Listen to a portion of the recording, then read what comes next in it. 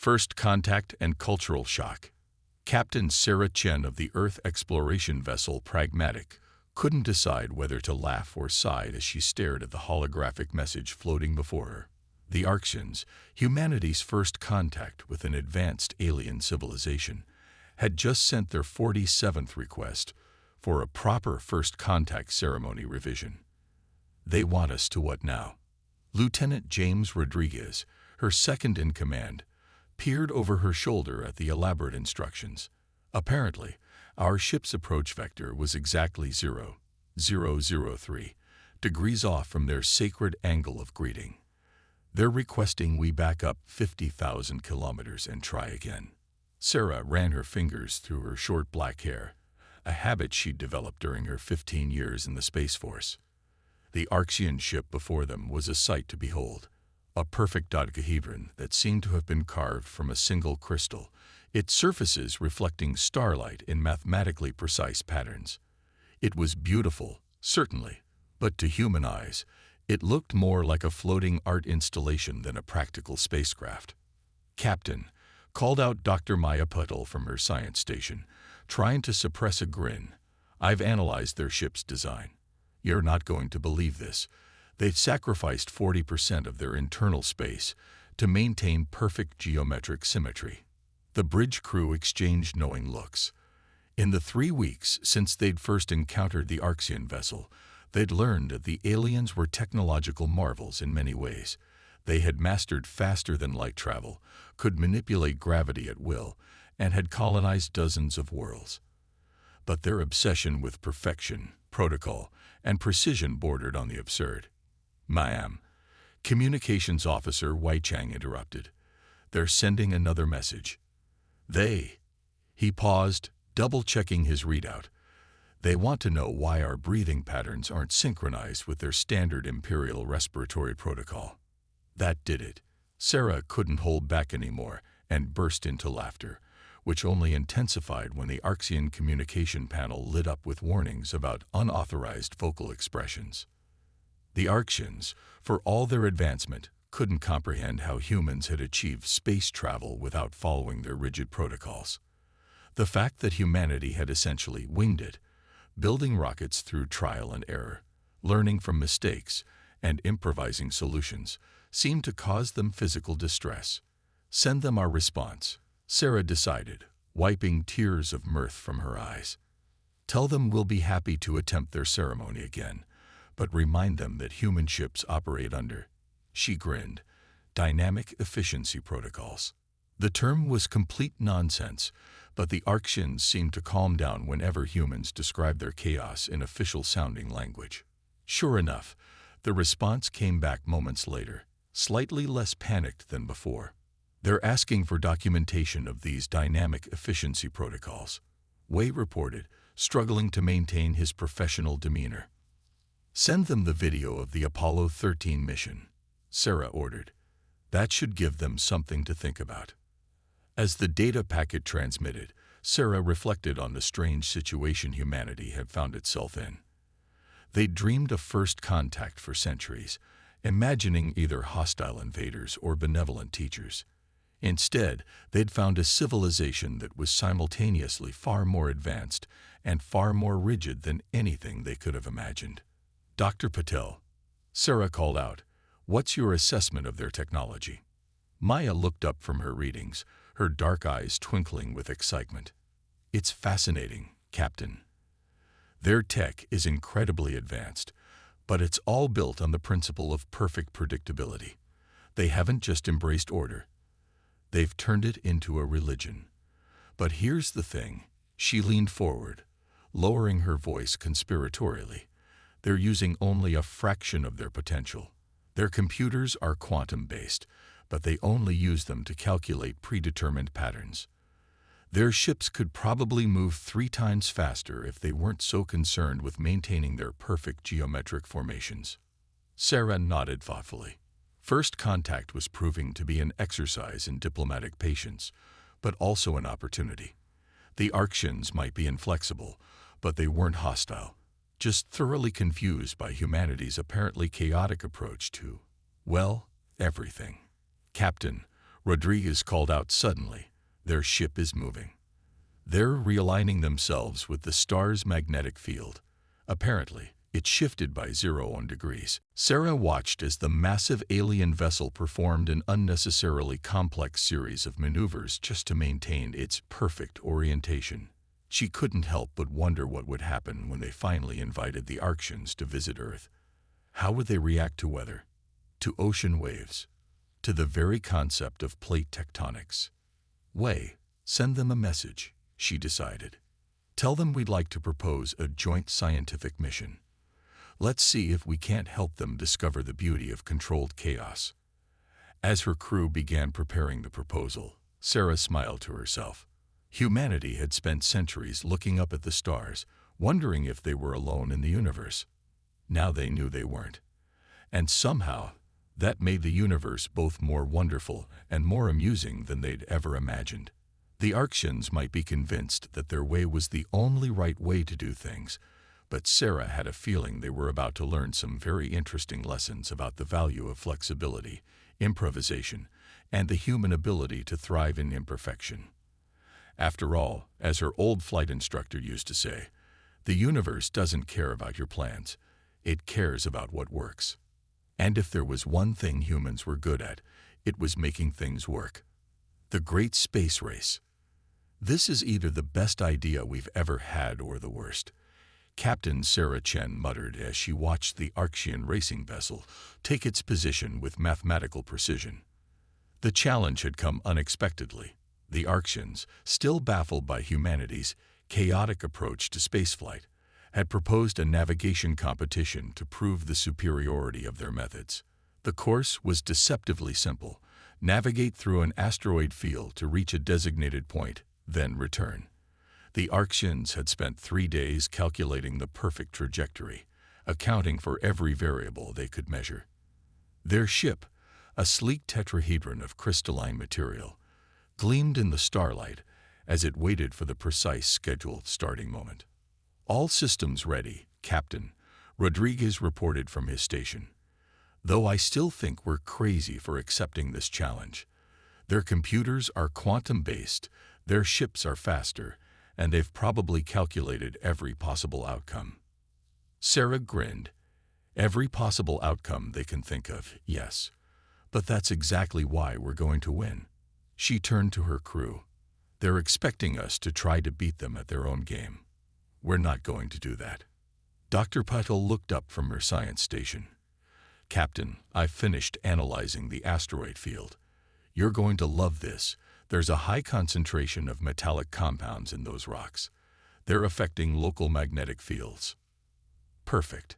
Sarah's grin widened. Send a message to our Arctian friends. Tell them we're ready to begin at their convenience. The response was immediate and predictably precise. The grand competition of navigational excellence will commence in exactly 300 seconds. Please assume your designated starting position with no more than 0.001 degrees of variance. As the pragmatic moved into position, Sarah outlined her plan to the crew. The Arctians had spent days calculating a perfect route through the asteroid field, but they had done so assuming both ships would approach the challenge the same way, with careful, precise navigation around each obstacle. They've mapped out a route that avoids every single asteroid, Sarah explained. We're not going to do that. Maya, how much power can we divert to our electromagnetic deflectors? Dr. Patel's eyes lit up as she understood the captain's plan. With some modifications, enough to create a localized repulsion field. We won't even have to dodge most of the smaller asteroids. They'll bounce off the field. The countdown reached 0, and the Arctian ship launched forward with perfect acceleration, following their meticulously calculated course. The pragmatic waited exactly 3 seconds, enough time for the Arctians to notice and probably start generating error reports about their delayed start. Now, Sarah ordered, full power to deflectors. Rodriguez, take us in. And forget everything you learned about proper space navigation. The pragmatic surged forward, its modified deflector fields creating a bubble of electromagnetic force around the ship. Instead of carefully weaving between asteroids, they plowed straight through the field, smaller rocks literally bouncing off their shields, while they only had to dodge the largest obstacles. Archean vessel is sending us multiple warnings, Wei reported, struggling not to laugh. They're saying our approach is chaotic, dangerous, and violates at least 15 sections of the Imperial Navigation Code. Send them back a smiley face, Sarah ordered, then quickly added, "No, wait, don't actually do that. They might have an aneurysm." Their unorthodox approach was working. While the Archean ship elegantly weaved through the asteroid field following their perfect path, the Pragmatic was literally bouncing its way through, using the asteroid's own magnetic properties to help deflect them. They were gaining ground rapidly. Archean ship is requesting we stop immediately, Wei reported. They're saying this isn't how the competition is supposed to work. Remind them, Sarah replied, that the only stated rules were to get through the asteroid field and back. Nothing in the rules said we had to do it elegantly. They reached the turnaround point 2 minutes ahead of the Archean vessel. As they spun around for the return journey, Sarah could almost imagine the horror on the alien faces as they watched the Pragmatic bounce and careen its way back through the field like a cosmic pinball. They crossed the finish line 3 minutes and 42 seconds ahead of the Archean ship. As they waited for their competitors to complete the course, Sarah had patched through the external cameras so they could watch the Archean ship's perfect, precise, and perfectly slow progress. They're going to want a rematch, Rodriguez predicted. Of course they will, Sarah agreed. And they'll spend weeks trying to calculate what we did and how we did it. But they'll be trying to find the pattern in our chaos, and that's not how it works. When the Archean ship finally crossed the finish line, their first transmission was predictably indignant. Your methods were unorthodox, unpredictable, and utterly lacking in proper geometric harmony. But effective, Sarah replied diplomatically. Sometimes the best solution isn't the most elegant one. Sometimes it's the one that simply works. There was a long pause before the Archean response came. We request detailed documentation of your approach. For scientific purposes, Sarah exchanged knowing looks with her crew. The Archeans might be set in their ways, but they weren't stupid. They had just witnessed something they couldn't explain with their perfect calculations and geometric patterns, and despite their rigid adherence to protocol, they were curious. Send them the data, she ordered Wei. But make sure to include a note about dynamic efficiency protocols and chaos harmony integration theory. As Wei prepared the transmission, Sarah couldn't help but feel that this race had accomplished something more important than just proving humans could be competitive with advanced alien technology. They had shown the Archeans that there was more than one way to solve a problem. And sometimes the messy way was the better way. The universe, after all, wasn't built on perfect geometric patterns. It was built on chaos and adaptation, on finding ways to work with disorder rather than trying to impose perfect order. And in that arena, humanity had a few things to teach their new alien friends.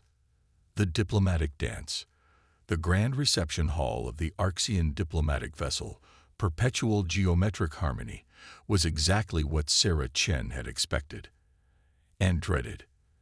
Every surface was polished to mirror perfection, creating an infinite recursion of reflections that made her slightly dizzy. The room itself was a perfect dodecahedron, with exactly 12 serving stations positioned at mathematically precise intervals along the walls. Remember, she whispered to her crew, we've practiced the formal greetings. Just try not to sneeze, laugh, or make any unauthorized movements. The human delegation from the Pragmatic stood in their dress uniforms, trying their best to maintain perfect posture as their Archean hosts filed into the room in perfect synchronization. After the space race incident 2 weeks ago, the aliens had insisted on a formal diplomatic reception to establish proper protocols for future interactions. High Commissioner Perfect Symmetry, their primary Archean contact, entered last. The tall, crystalline being's faceted surface caught the light in complex patterns as they approached the human delegation. Captain Sarah Chen, the commissioner's translator device, rendered their harmonics into English. "We welcome you and your crew to this perfectly orchestrated gathering of civilizations." Sarah bowed precisely 23.5 degrees, just as instructed. "High Commissioner, we are honored by your—" She paused as a small cleaning drone zipped past her feet, frantically trying to erase a scuff mark left by Lieutenant Rodriguez's boot. The commissioner's crystalline surface flickered in what they had learned was the Archean equivalent of distress. "Please ignore the maintenance unit. It is correcting an unauthorized alteration to the floor's reflective coefficient." The diplomatic reception proceeded according to the minute-by-minute schedule the Archeans had provided. There were exactly 17 courses, each one geometrically arranged on plates that Sarah suspected had been measured with quantum calipers. The humans did their best to maintain proper form, though Dr. Patel nearly caused an incident when she accidentally picked up the wrong utensil. Apparently, there was a specific tool for consuming each of the 343 individual segments of the geometric fruit arrangement. Things were going surprisingly well until the cultural exchange portion of the evening began. The Archeans had prepared a demonstration of their perfect harmony dance, which involved 12 of their members moving in synchronized patterns that created complex geometric shapes in three-dimensional space. Now, the commissioner announced after their performance, "We invite our human guests to share a traditional Earth dance." Sarah froze. This wasn't in the briefing materials they'd received. She glanced at her crew, seeing the same panic in their eyes. But then Wei Chang stepped forward with a slight smile. "With your permission," he said, "I would like to demonstrate a traditional Chinese Tai Chi form. It's a practice that combines movement and harmony." The Archeans watched in fascination as Wei began the slow, flowing movements. Sarah could see their crystalline surfaces flickering rapidly as they tried to analyze the patterns in his movements. Patterns that, while harmonious, weren't based on perfect geometric forms, but rather on the natural flow of energy and motion. But where are the precise angles?" One Archean whispered loudly. "How do you calculate the correct positions?" "You don't," Wei explained as he completed the form. "You feel it. The movements flow naturally, like water." There was a long moment of silence. Sarah held her breath, wondering if they'd just committed some horrible diplomatic faux pas. Then, to everyone's surprise, High Commissioner Perfect Symmetry stepped forward. "Fascinating," they said. "Your movements appear chaotic, yet they achieve a form of harmony we had not considered. Perhaps," their surface flickered rapidly, "perhaps you could demonstrate this again. For scientific purposes, of course." What followed was possibly the strangest diplomatic reception in human history. The Grand Hall of Perfect Geometry became the setting for an impromptu Tai Chi class, with Archean diplomats attempting to mirror Wei's flowing movements. Their rigid forms struggled with the concept of natural flow, leading to some rather comical attempts at human-style movement. "This is most irregular," one Archean official complained as they nearly toppled over.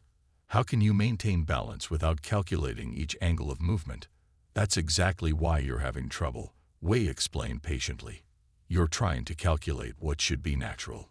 Try feeling the movement instead of thinking about it." To everyone's surprise, some of the younger Archeans began to get the hang of it. Their movements, while still more geometric than flowing, started to show signs of actual grace rather than calculated precision. Sarah watched all this with growing amazement. The Archeans, for all their rigidity, were actually trying to understand and adapt to a completely different way of moving and thinking. It wasn't their normal protocol-based approach to learning, but something more fundamental was happening here. "Remarkable," High Commissioner Perfect Symmetry said to her as they watched their staff attempt to master the basics of Tai Chi. "We had assumed that perfect order was the only path to harmony. Yet your people achieve harmony through controlled chaos. This requires further study." "Perhaps," Sarah suggested carefully, "this could be the beginning of a deeper cultural exchange. We have much to learn from your precision and technology, and maybe we can help you explore different ways of approaching problems." The commissioner's surface rippled with what Sarah had learned to recognize as thoughtful consideration. Your suggestion has merit, though it would require significant amendments to our protocols. They paused, then added, but perhaps some protocols are meant to be adjusted. As the evening wound down, Sarah couldn't help but feel they'd achieved something significant. The Arxians were still obsessed with order and precision, but they caught their first glimpse of a different kind of harmony. And while they might never fully embrace humanity's more chaotic approach to life, they were at least beginning to understand it. An interesting evening, Rodriguez commented as they prepared to return to their ship. Who would have thought that Tai Chi would become our first real breakthrough in alien diplomacy? Sarah watched as several Arxian officials continued to practice their movements, their geometric forms creating an odd but somehow beautiful hybrid of human flow and alien precision.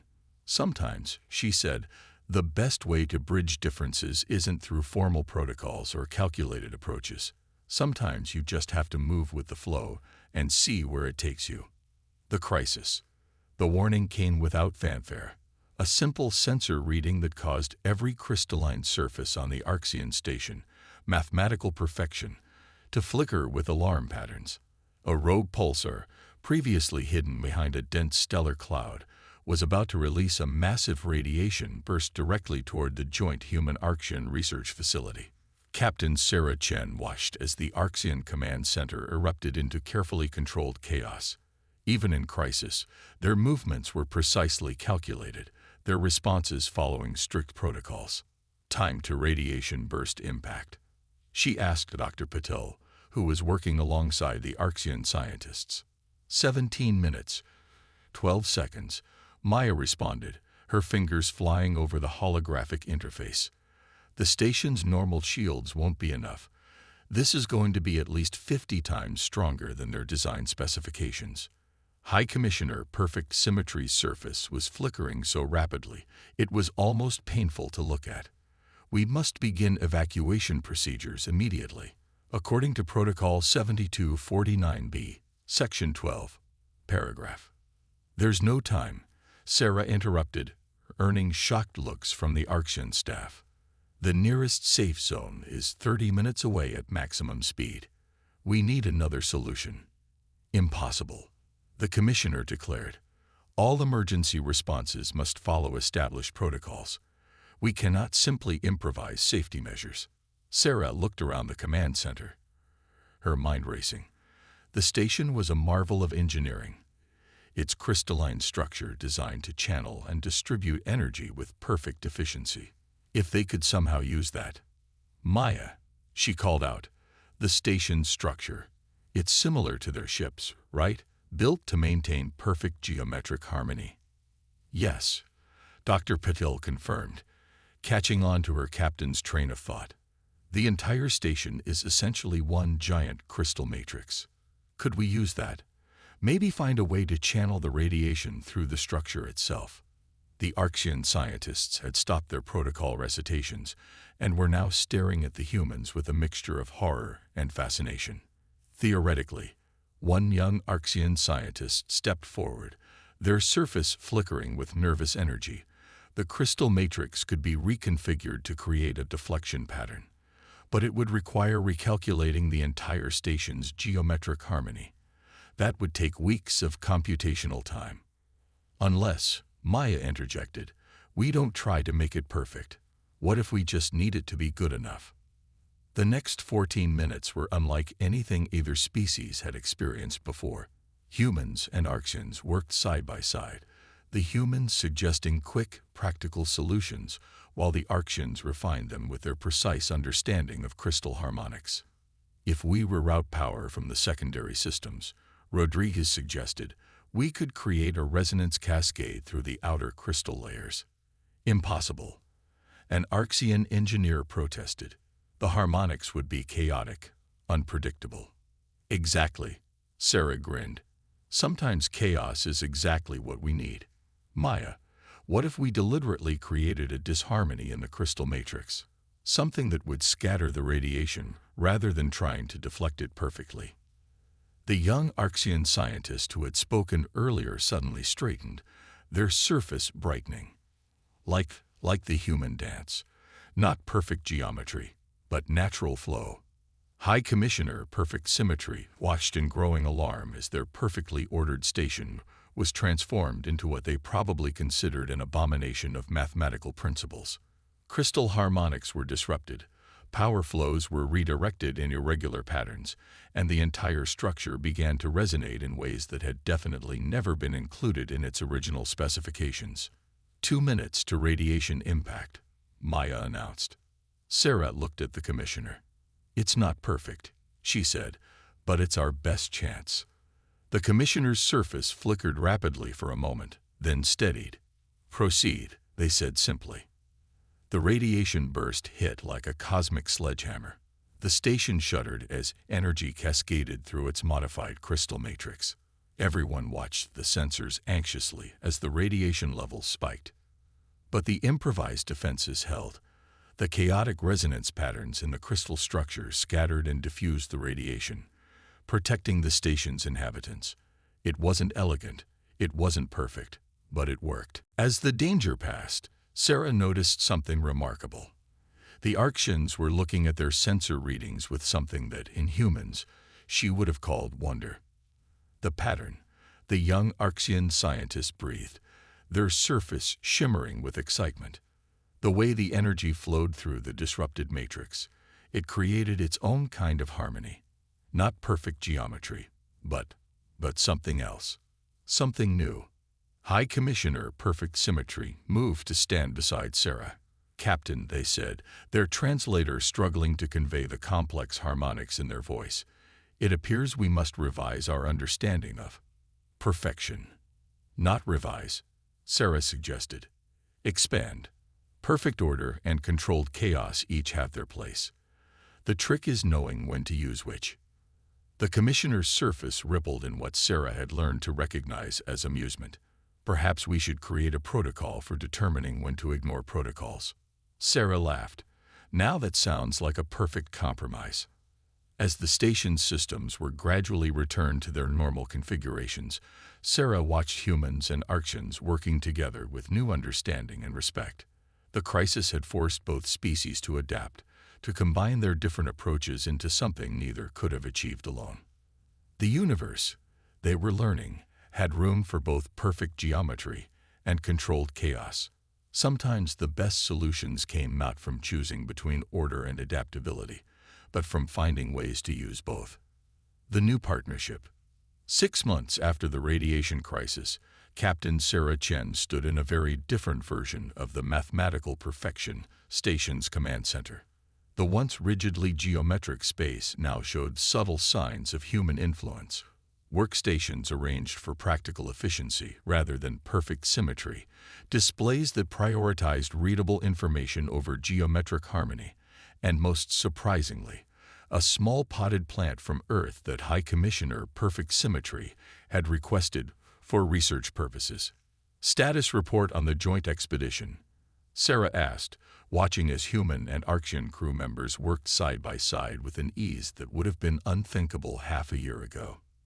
"The Explorer's compromise is performing beyond expectations," Dr. Paddle reported, referring to the new hybrid vessel that combined Arctian crystal technology with human-style adaptable systems. They've successfully mapped 3 new star systems using the modified sensor array. The Explorer's compromise was perhaps the most visible symbol of how far both species had come. Its crystal hull maintained the Arctians' beloved geometric precision, but inside, the systems were a fascinating blend of alien mathematics and human improvisation. The result was a ship more capable than anything either species had created alone. "And how are the crews getting along?" Sarah asked, though she could guess from the sensor feeds showing the ship's interior. An Arctian navigator was attempting to teach a human officer the principles of crystal harmonics, while nearby, a human engineer was showing their Arctian counterpart how to troubleshoot systems without consulting a manual for every step. "There was an incident last week," High Commissioner Perfect Symmetry reported, their surface shimmering with what Sarah now recognized as suppressed amusement. "The human crew introduced the Arctians to something called movie night. Our staff spent 3 days attempting to calculate the optimal viewing angles before the humans explained that the point was to relax. Sarah grinned. The Arctians were learning to loosen up, albeit in their own methodical way. They still loved their protocols and precision, but they were beginning to understand that not everything needed to be perfect to be valuable. "How are the diplomatic talks progressing?" she asked, turning to Wei Chang, who had become their primary liaison with the Arxian diplomatic corps after his Tai Chi demonstration had sparked such interest. "Better than expected," Wei replied. "The Arxian Council has officially recognized controlled chaos as a valid scientific principle. They're even developing new mathematical models to describe it, though they insist on calling it dynamic geometric variance." The changes weren't just one-sided. Humans had learned valuable lessons from the Arxians' precision and attention to detail. The new joint space exploration protocols combined human flexibility with Arxian thoroughness, resulting in safer and more efficient operations than either species had achieved before. "Captain," Rodriguez called from his station, "we're receiving a priority message from Earth Command. They want our assessment of the joint training program." Sarah thought about the last 6 months, the challenges, the misunderstandings, the breakthroughs, and the gradual building of trust between two radically different approaches to existence. She thought about how both species had grown, not by abandoning their nature, but by learning to appreciate and incorporate each other's strengths. "Tell them," she said, "that it's exceeding all rational expectations and defying all logical predictions. The Arctians will appreciate that phrasing." High Commissioner Perfect Symmetry's surface rippled with what had become their equivalent of a chuckle. "We have learned that sometimes the most logical course of action is to embrace a certain amount of illogic. And we've learned that sometimes the best way to be flexible is to have a solid foundation of precision to build upon." Sarah replied. "Who would have thought that our species would complement each other so well?" As if to emphasize her point, an alert sounded from one of the monitoring stations. A nearby star was showing unusual activity, something that would have once triggered hours of careful protocol review before any action could be taken. Instead, the mixed human-Arxian crew sprang into action with practiced efficiency. Arxian sensors provided precise data, while human analysts quickly formulated multiple response scenarios. Within minutes, they had developed and implemented a plan to adjust the station's shielding, combining Arxian crystal technology with human-style adaptive algorithms. "You know," Sarah said to the commissioner as they watched their crews work together seamlessly, "when we first met, I thought your people were impossibly rigid, and you probably thought we were dangerously chaotic." "Indeed," Perfect Symmetry agreed. "We could not understand how your species had achieved space travel without proper protocols. Now we understand that there are many paths to the stars, some straight and geometric, others less so."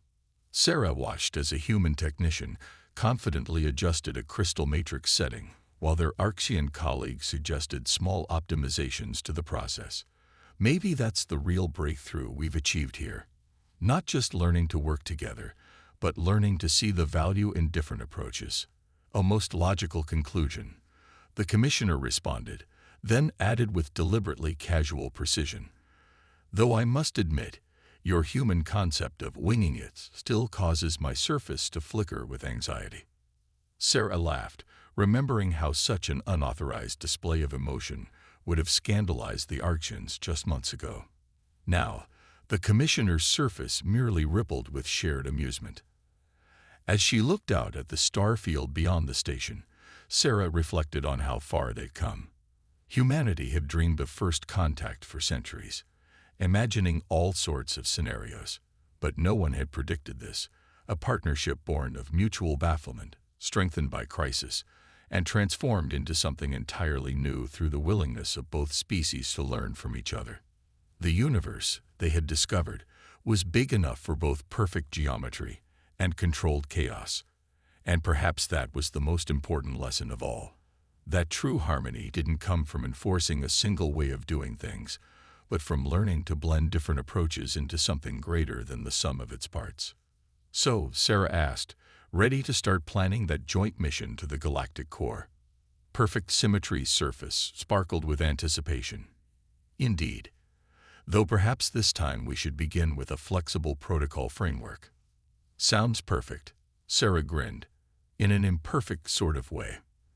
And so, as human ingenuity and Archean precision continued to merge and evolve, both species looked to the stars with new eyes, ready to face whatever challenges awaited them, together in perfect imperfection.